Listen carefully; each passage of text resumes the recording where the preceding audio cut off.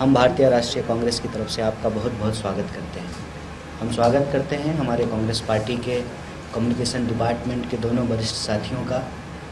और बेमौसम बरसात हो रही है, प्रकृति भी जो है बूंदाबांदी कर रही है और प्रधानमंत्री जी भी बढ़िया हवाई जहाज़ से आते हैं और लगातार जुमलों की बारिश बिहार में कर रहे हैं। और ये बतौर बिहारी हम लोग पिछले कई सालों से सुन रहे हैं, चुनाव दर चुनाव सुनते रहते हैं। 20 साल से जो है यह सिलसिला लगातार जारी है और इसलिए ही कांग्रेस पार्टी ने 20 साल 20 सवाल का एक कार्यक्रम शुरू किया और उसमें हम जो भी सवाल सरकार से पूछे, जवाब तो छोड़ दीजिए, अपना जो घोषणा पत्र लेकर के आए थे, 20 साल की सरकार के पास 30 सेकंड भी नहीं था अपने घोषणा पत्र के ऊपर बातचीत करने के लिए। तो आप अंदाज़ा लगा लीजिए कि बिहार के लिए, बिहार के लोगों के लिए मौजूदा सरकार कितनी गंभीर है।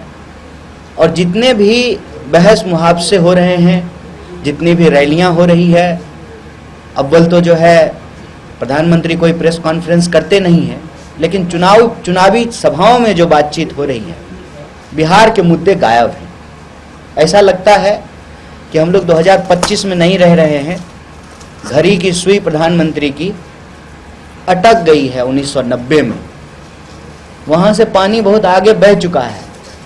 1990 में जो बच्चा पैदा लिया होगा वो 35 साल का हो चुका है, लेकिन इस 35 साल में उसके जीवन के जो बुनियादी सवाल हैं वो जस के तस पड़े हुए हैं। और मैं अपनी कोई बात नहीं कह रहा हूँ।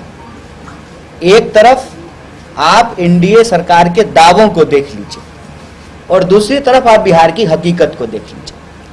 अभी छठ पूजा हुआ, लोग वापस जो है ट्रेन पकड़ करके कमाई के लिए, पढ़ाई के लिए, दवाई के लिए राज्य से बाहर जा रहे हैं। पलायन का सिलसिला जारी है।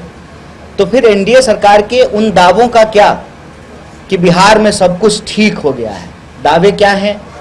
सुशासन की सरकार है। हमारा डेटा नहीं है, गृह मंत्रालय का डेटा है, एनसीआरबी का डेटा है। कोई ऐसा अपराध नहीं है, चाहे वो बलात्कार हो, अपहरण हो, लूट हो, भ्रष्टाचार हो, जिसमें बढ़ोतरी नहीं हुई है। मतलब लगातार जंगल राज का टेप रिकॉर्डर बजा रहे हैं, रिकॉर्ड कहीं अटक गया है। और यह जो गुंडा राज है, डबल इंजन की बेकार बीमार सरकार, वो इसकी जिम्मेवारी लेने को तैयार नहीं है।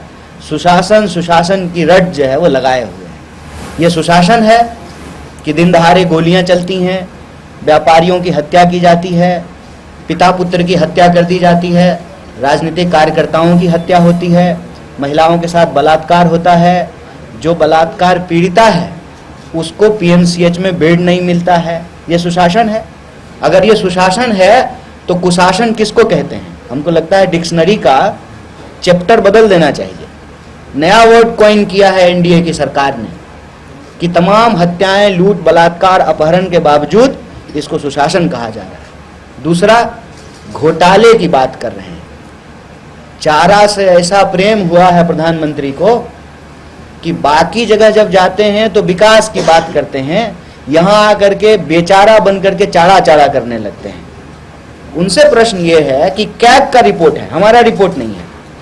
कैग का रिपोर्ट है कि इस साल 73,000 करोड़ रुपए का हिसाब यूटिलिटी सर्टिफिकेट बिहार सरकार ने नहीं दिया है। क्या अब घोटाला का भी नाम बदल देना चाहिए? घोटाला का नाम बदल करके विकास कर देना चाहिए? फिर तीसरी बात जो बार बार सुनने को मिलती है कि प्रधानमंत्री जी ने अपने भाषणों में कहा कि जब एनडीए का मुख्यमंत्री बनेगा तब बिहार में विकास शुरू होगा। तो अभी तक क्या कर रहे थे? 20 साल से एनडीए की सरकार है। क्या नीतीश कुमार जी को वो एनडीए का मुख्यमंत्री मानते हैं कि नहीं मानते हैं? और 20 साल से जब उनकी सरकार थी तो विकास को क्या हो गया था? क्या विकास हुआ है? जहाँ पे नदी नहीं है वहाँ पे पुल बना, पुल चोरी हो गया। कोई ऐसी सड़क नहीं है जिसके, देखिए सड़क ठीक से काम करे ना करे, टोल का बैरियर एकदम टकाटक काम करता है। बिना टोल दिए आप 1 इंच आगे नहीं बढ़ सकते हैं।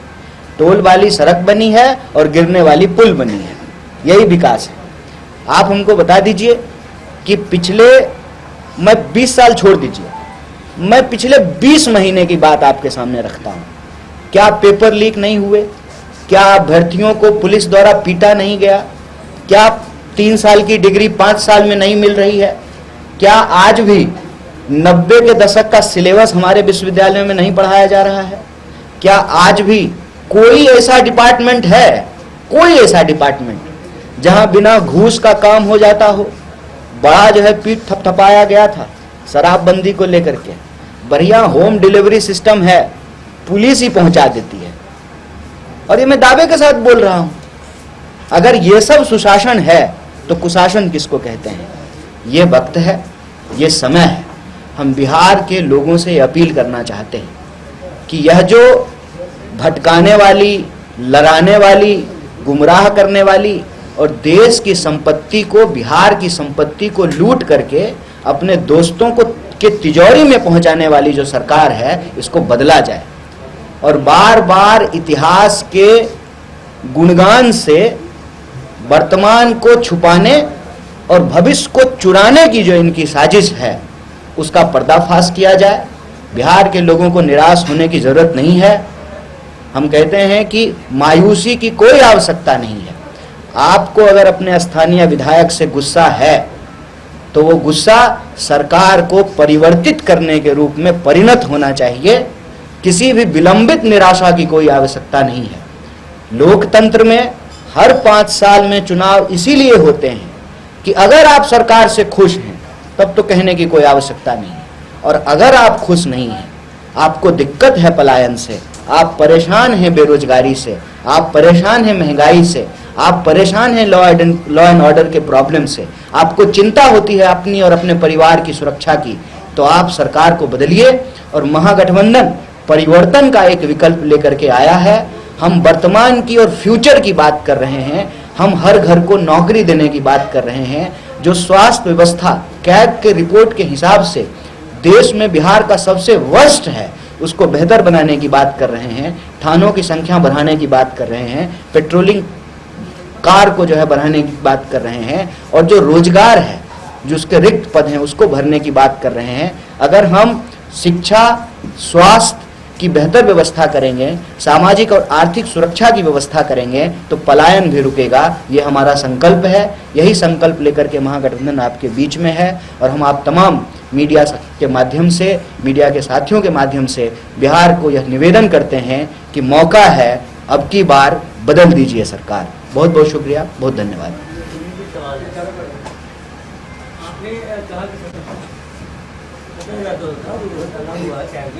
उस दौरान आप भी सरकार में थे, तो आप जब सरकार में थे उस समय कितना घोटाला हुआ, उस समय का अभी नहीं आया है, उसमें आपने कोई आकलन किया है कि उसमें क्या था? और दूसरा सवाल, आपने अपराध और भ्रष्टाचार पे बात करी है, तो सबसे ज़्यादा अपराधी को टिकट महागठबंधन ने दिया है एनडीए में, तो उस पर क्या कहेंगे? नहीं, ज़्यादा कम का क्या बात है, सिद्धांत की बात है। बिहार की जनता से हम सीधा अपील कर रहे हैं, आप इस सरकार से खुश हैं तो इस सरकार को ही अपना मतदान कीजिए। इस सरकार को चलाने वाले जो दल हैं उसको मतदान कीजिए। बस एक बात याद रखिएगा कि अगर आप नीतीश जी के समर्थक हैं तो नीतीश जी को शिंदे बनाने का कार्यक्रम बीजेपी बना ली है। फर्क ये है कि वहां पहले शिंदे जी आए, शिवसेना बाद में आई। यहाँ जेडीयू पहले भाजपा के पास चली गई है, नीतीश जी की कुर्सी बाद में छीनी जाएगी। अगर इस खेल से बिहार के लोगों को, बिहार को बचाना है और बिहार का चुनाव के माध्यम से बिहार की संपत्ति जो एक गुजराती के पास पहुंचाने का कार्यक्रम है, इसको अगर रोकना चाहते हैं, बिहार का चुनाव अगर गुजरात जाने से अगर रोकना चाहते हैं, तो आपके सामने महागठबंधन का विकल्प है और महागठबंधन को आप वोट दीजिए। और सैद्धांतिक तौर पे हम राजनीति में अपराध का और अपराधियों के राजनीतिकरण का विरोध करते हैं। आपको अपराधियों को वोट नहीं देना है, नहीं दीजिए। एक मिनट रुकिए, अधीर बहुत समय है मेरे पास, खूब प्रेम से आपसे बात करेंगे, ठीक है? 30 सेकंड लेके नहीं आए हैं, पूरा आधा घंटा बताएं। दूसरा, कैग के रिपोर्ट की यूटिलिटी सर्टिफिकेट कॉक कैक को यूटिलिटी सर्टिफिकेट देने का काम मौजूदा सरकार का है। जो आप व्हाट अबाउट रीच कर रहे हैं ना, इसका जवाब तो आप सरकार से पूछिए कि क्या हुआ है क्या नहीं हुआ है। हम तो सरकार से सवाल उठा रहे हैं कि भाई हजारों करोड़ का हिसाब आप क्यों नहीं दे रहे हैं। और जो मौजूदा सरकार होगी, जो वित्त मंत्री होंगे, जो अभी के शासन प्रशासन को चला रहे हैं, वो यूटिलिटी सर्टिफिकेट देंगे ना, हम थोड़ी यूटिलिटी सर्टिफिकेट देंगे। अब पूछिए। आपने कहा कि जब महागठबंधन की सरकार बनेगी तो हर घर से हम एक नौकरी देंगे, तो घोषणा पत्र में भी आप लोग को जारी किया गया। एनडीए इस पर सवाल कर रहा है कि पूछिए उनसे कि पैसा कहाँ से वहीं से आएगा जहां से प्रधानमंत्री के लिए 8,200 करोड़ का जो है ना उड़न खटोला खरीदा गया है। वो कौन चाचा जी का पैसा है? कौन जमीन बेच करके प्रधानमंत्री का हवाई जहाज खरीदा गया है? वहीं से आएगा जहां से विधायक लोग को पेमेंट मिलता है। वहीं से आएगा जहां से उनके लिए कोठियां बनाई गई है। वहीं से आएगा जहां से उनको, फिर वो मर गए तो उनकी पत्नी को पेंशन दिया जाता है। खेला कर रहे हैं, प्रायोरिटी समझ में नहीं आ रहा है। नेता को पैसा, पेंशन देने के लिए पैसा है, और मास्टर साहब को पेंशन देने के लिए, सिपाही को पेंशन देने के लिए पैसा नहीं है। कलाकारी कर रहे हैं। रोड बनाने के लिए कहते हैं कि रोड बनाएंगे, टेंडर निकालते हैं, बड़ी बड़ी कंपनियां हजारों करोड़ का रोड बनाती है और फिर टोल लेकर के हमसे माल वसूलते हैं।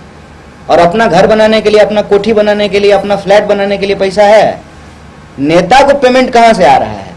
कहां से हवाई जहाज खरीदा गया 8,000 करोड़ का? वहीं से पैसा आएगा। जहां चाह वहां राह, समर्थ को नहीं दोष गोसाई। सत्ता मिल गया है तो कुछ भी बोल रहे हैं। अगर हम नौकरी देना चाहते हैं तो नौकरी दे सकते हैं। चाह लिए हैं गृह मंत्री तो अपने बेटा को बीसीसीआई का सेक्रेटरी बना दिए हैं ना। वो कहां से जो है, कौन सा क्रिकेट का ट्रेनिंग लेकर के आया था? कैसे बना दिए हैं? बैट्समैन था, गेंदबाज था, क्रिकेट एकेडमी में पढ़ा था, क्रिकेट एकेडमी का ट्विटर है। ये सब फालतू जो है भटकाने वाली बात है। हम नौकरी देंगे, हम कह रहे हैं। बिहार की जनता हमको मैंडेट दे, हम नौकरी देंगे। और नहीं देंगे तो कोई लाइफ टाइम रिचार्ज है क्या? कुर्सी 5 साल में बदल दीजिएगा। हम तो यही कह रहे हैं कि 5-5 साल में सरकार को बदलने की व्यवस्था क्यों है? अगर हम अपने वादे को नहीं निभाएंगे तो बदल दीजिएगा। 20 साल से इन्होंने अपना कोई वादा नहीं निभाया है, उसका तो जवाब है नहीं इनके पास। आ गया लोगों के खाते में 15 लाख रुपया। ये कहां से देते? 2 करोड़ नौकरी हर साल दे दिए। बताएंगे कि बजट कहां से आ रहा है? ये जो अभी तिरुपति में 1 रुपए एकड़ जमीन दे दिए हैं दोस्त को, वो कहां से आया था? कहां से उतरा था? आसमान से उतरा था। बिहार का जमीन जो है अपने दोस्त को हैंडओवर कर दिए हैं। उत्तर प्रदेश बिजली खरीदेगा 3.5 रुपये यूनिट में, और हम बिहार के लोग बिजली खरीदेंगे 7 रुपये यूनिट में। इसको कहते हैं प्राइवेटाइजेशन ऑफ प्रॉफिट और सोशलाइजेशन ऑफ लॉस। लॉस होगा तो समाज का और राज्य का, और फायदा होगा तो दोस्त का। कहां से पैसा आएगा? ये कोई बात है?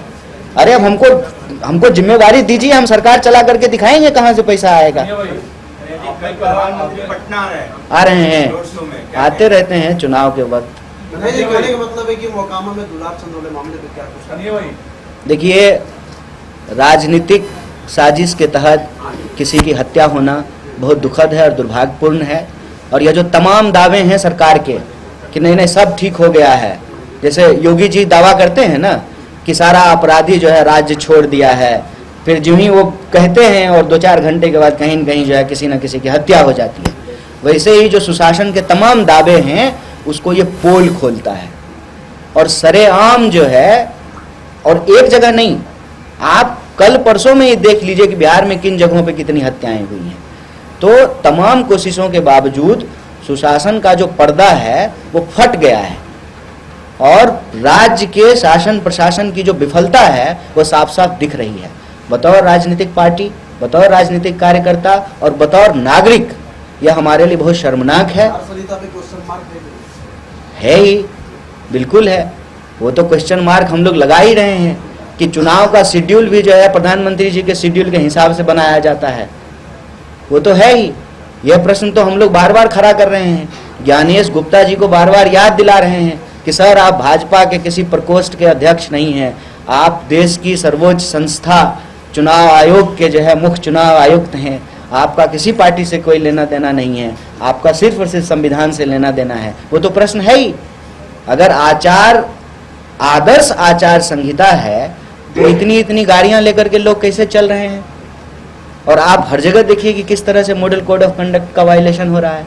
और मॉडल कोड ऑफ कंडक्ट का वायलेशन हो रहा है तो कितने लोगों पे कार्रवाइयाँ हो रही हैं, कितने लोगों को पकड़ करके जो है जेलों में डाला जा रहा है। बिल्कुल इस पे प्रश्न चिन्ह है। धनिया भाई, आपने कहा कि दल कोई सा हो, अपराधी और बाहुबली चुनाव नहीं लड़ना चाहिए, लेकिन जो पढ़े लिखे युवा हैं, ना तो आप चुनाव लड़े ना प्रशांत किशोर चुनाव लड़े, वो भीड़ तो जुटा रहे हैं, आप भीड़ जुटाने वाले लोग हैं, धोलक थोलक बैठे पड़े हैं, तो चुनाव लड़े फिर कौन? नहीं, चुनाव जो लोग लड़ रहे हैं, जिनको मौका मिला है, उनका काम है उम्मीदवार के रूप में अपनी भूमिका निभाना। और जैसे राजेश जी चुनाव नहीं लड़ रहे हैं, हम चुनाव नहीं लड़ रहे हैं, ऐसे बहुत सारे लोग चुनाव नहीं लड़ रहे हैं, तो इनको पार्टी जो जिम्मेवारी देगी उसका निर्वहन करना।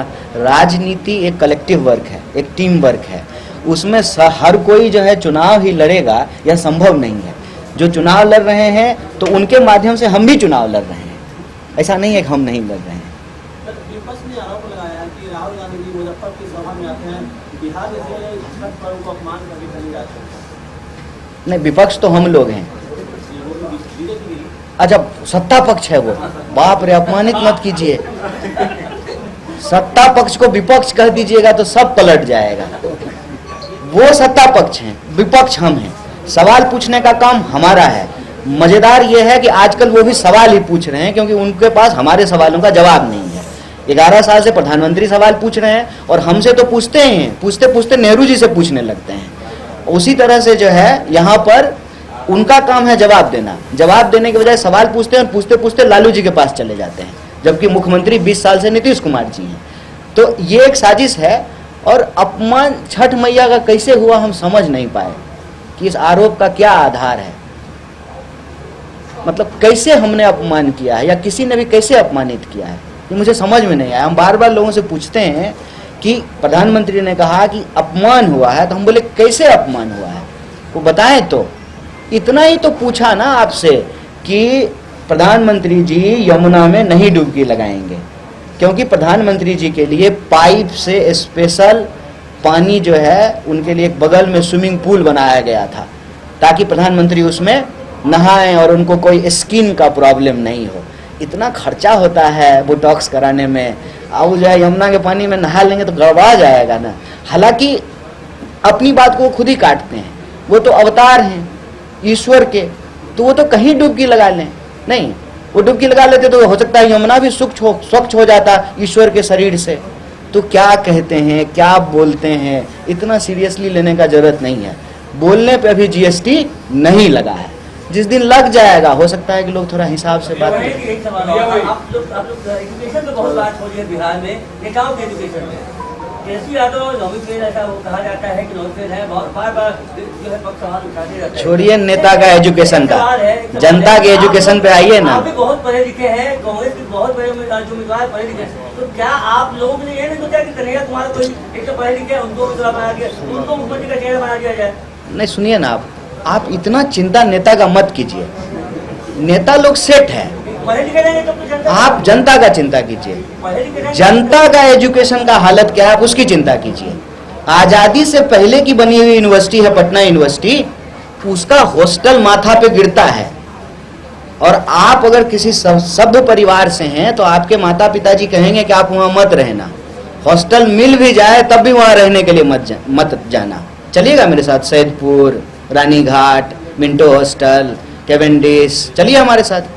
ये पटना यूनिवर्सिटी की हालत है। और दरभंगा मेडिकल कॉलेज जो है किसी जमाने में गौरव हुआ करता था, भारी से भारी इलाज वहां होता था। बेचारा डॉक्टरे साहब लोग को सांप काट ले रहा है और मर जा रहा है। नेता का एजुकेशन का चिंता छोड़ दीजिए, बिहार के लोगों के एजुकेशन की चिंता कीजिए। नेता का क्या है, एजुकेशन नहीं भी होगा तो क्या फर्क पड़ता है, जनता वोट देगी, चुने जाएंगे। क्योंकि क्वालिफिकेशन डिग्री देख करके तो नहीं होता है ना। ऐसा होता तो प्रधानमंत्री भी प्रधानमंत्री नहीं होते, उनको भी नकली डिग्री बनाने का जरूरत नहीं पड़ता। इंटायर पॉलिटिकल साइंस का नाम आज तक सुने थे? वो सिर्फ एक ही विद्यार्थी इस देश में हुआ, माननीय प्रधानमंत्री, इकलौता विद्यार्थी जो इंटायर पॉलिटिकल साइंस पढ़े हैं, पहला और आखिरी, ना उनके बाद कोई ना उनके पहले कोई। क्या है इन बहसों का? और एक बात बताइए, शासन प्रशासन चलाने के लिए अनुभव जरूरी होता है ना, कि कागज का डिग्री ज्यादा जरूरी होता है? अगर कागज का डिग्री मैंडेटरी है तो बना दीजिए एक कानून कि जिसके पास कम से कम पीएचडी होगा वही चुनाव लड़ेगा। तो जिस दिन ये नियम बन जाएगा उस दिन आप नेताओं की चिंता मत कीजिए, उस दिन उन सबका डिग्री भी बन जाएगा। बन गया ना सम्राट चौधरी का डिग्री। नेता के एजुकेशन की चिंता छोड़ करके जनता के एजुकेशन की चिंता कीजिए, यही निवेदन 6 है। तारीख को चूंकि मतदान है और मोकामा जो है वो केंद्र बिंदु में, उसे आप अपनी दृष्टि से जातीय संघर्ष मानते हैं, 2 दलों का संघर्ष है, या 2 बाहुबली का संघर्ष है, या सिर्फ कानून व्यवस्था का फेलियर है? दुर्भाग्यपूर्ण है ये दुर्भाग्यपूर्ण है कि 2025 में बैठ करके जब चुनाव हो रहे हैं बिहार के 2 फेज में, 14 करोड़ लोगों का मुस्तकबिल तय होना है, उनका फ्यूचर डिसाइड होना है, तब एक सीट पर इतने एंगल से जो है बहस हो रही है। एक लाइन है इसमें, अपराध की, अपराधियों की लोकतंत्र में और राजनीति में कोई स्थान नहीं होना चाहिए, और इसका फैसला सिर्फ और सिर्फ कोई कर सकता है तो वो लोग कर सकते हैं जिनको वोट देने का अधिकार है। आप अपराधियों को हराएंगे, पार्टी अपराधियों को टिकट देना बंद कर देगी। पार्टियों के लिए सबसे बड़ा सवाल होता है संख्या। क्या बोलते हैं आप लोग 14 तारीख को बोलिएगा? जादुई आंकड़ा। वो जादू की छड़ी जनता के हाथ में है। वो जादुई आंकड़ा पाने के लिए लोग हर तरफ के लोग जो है टिकट देते हैं, लेकिन फैसला तो जनता को करना है ना। जनता अपने मुद्दों पर वोट करे, यह प्रवृत्ति अपने आप रुक जाएगी। और यह दुर्भाग्यपूर्ण है कि सुशासन के तमाम दावों के बावजूद चुनाव के बीच में जब आदर्श आचार संहिता लगी हुई है तब एक हत्या हो जाती है, फिर उसको जातीय रंग देने की कोशिश की जाती है, ताकि फिर से 2025 में भी जनता के जो सवाल हैं, रोजी रोटी, कपड़ा, मकान, शिक्षा, स्वास्थ्य, सड़क, बिजली, पानी और सब लोगों की भागीदारी, उन सवालों को पीछे धकेल दिया जाए और बार बार ये बताने की कोशिश की जाए कि बिहार के लोग ही नहीं बदलना चाहते हैं। बिहार के लोग बदलना चाहते हैं और बदलाव का विकल्प महागठबंधन है। आपके माध्यम से हम बिहार को अपील करना चाहते हैं, वोट कीजिए, परिवर्तन के लिए वोट कीजिए। महागठबंधन की सरकार बनाएंगे और बिहार के लोगों के सपनों को मुकम्मल अंजाम तक पहुंचाएंगे, उसको हकीकत बनाएंगे। बहुत शुक्रिया, बहुत धन्यवाद।